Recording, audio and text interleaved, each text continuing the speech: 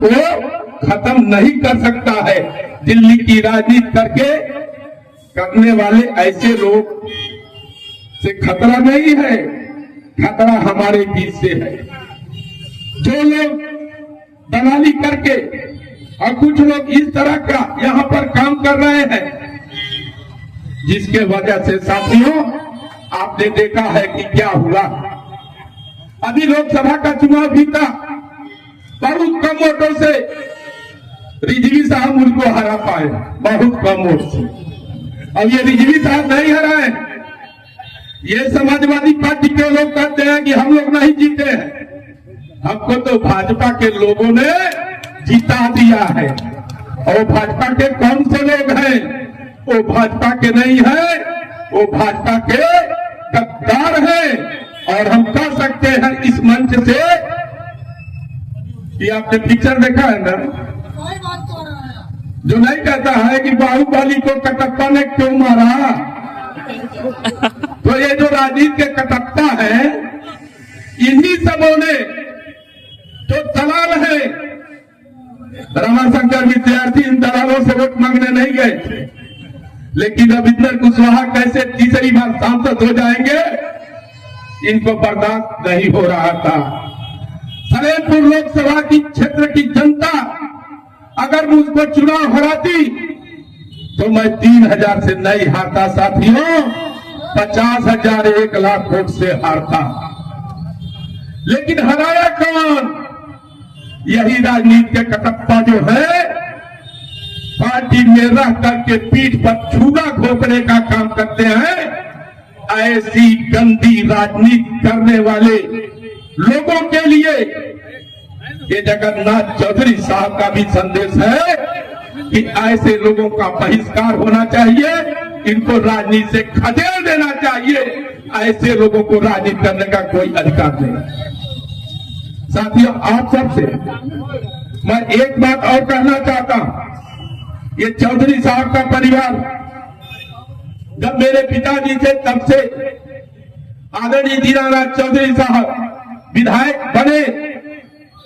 मेरे पिताजी उस समय जनता दल के अध्यक्ष थे और जो संबंध था, जिस तरीके के सहयोग समर्थन से चौधरी साहब दीनानाथ जी अपने पिताजी की राजनीतिक विरासत को लेकर के आगे बढ़े। सिकंदरपुर में उन्होंने उनके उत्तराधिकारी के रूप में जिस तरीके से उनके विकास कार्यों की श्रृंखला को आगे बढ़ाते हुए दीनानाथ चौधरी जी ने काम किया, आज मैं कह सकता हूं कि वो विरासत आज भी कायम है। आपके नवानगर के करमठ ब्लॉक प्रमुख और आज के उभरते हुए नेता हम कह सकते हैं, आज केशव चौधरी उस विरासत को लेकर के आगे बढ़ रहे हैं। आने वाला भविष्य हम समझते हैं केशव चौधरी के लिए बहुत ही बड़ा अच्छा समय लेकर के आने वाला है और वो समय बहुत ही निर्णायक होगा।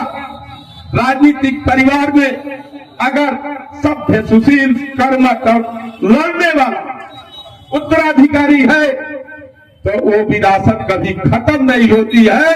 वो विरासत निरंतर और लगातार चलती रहती है। जगन्नाथ चौधरी साहब से तीन उत्तराधिकारी आदरणीय दीनानाथ चौधरी जी और दीनानाथ चौधरी जी जगन्नाथ चौधरी जी के विरासत को लेकर के आज केशव चौधरी जिस तरह से तेजी से आगे बढ़ रहे हैं, मैं तो समझता हूं कि मंगल भविष्य की मैं कामना करता हूं और उम्मीद करता हूं कि निश्चित रूप से आने वाले दिनों में जिस तरीके से राजधारी सिंह जी ने यहाँ पर दीनानाथ चौधरी जी ने, रिजवी साहब ने और तमाम लोगों ने राजनीतिक सूचिता कायम रखी। राजनीति के जो अच्छाइयां है, जो भाईचारा है, जो आपसी सामंजस्य, सद्भाव, इस सद्भाव को आगे बढ़ाने का काम हम लोग निरंतर करते रहेंगे। और यही चौधरी साहब के लिए सच्ची श्रद्धांजलि भी है कि जियो चौधरी साहब ने विकास के काम को प्राथमिकता दी और राजनीति में विकास ही सब कुछ होता है। जनता आपको विकास के लिए ही चुनती है, चाहे बिजली हो, पानी हो, सड़क हो, शिक्षा हो, स्वास्थ्य हो, हर चीज में आगे बढ़ने की तत्परता।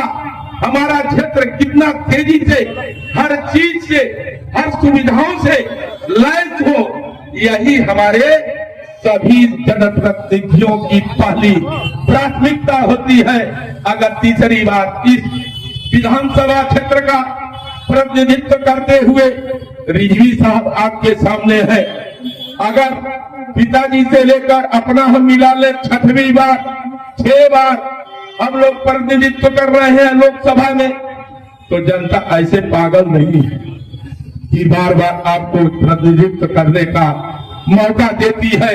कहीं न कहीं कुछ विकास के प्रति, जनता के प्रति जो जिम्मेदारी का एहसास, भावना, गरीबों, वंचितों, दुखियों के लिए लड़ने की जो क्षमता होती है, उसी को पहचान करके जनता बार बार आपको मौका देती है, आपके ऊपर विश्वास करती है।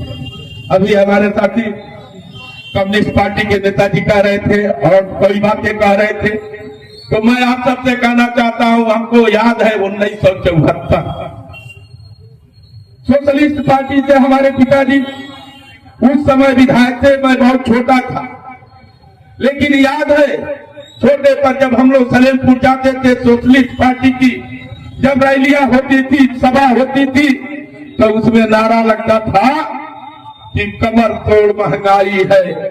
अब आगे नहीं कहेंगे, कहे चौधरी साहब का मामला कमर तोड़ महंगाई है।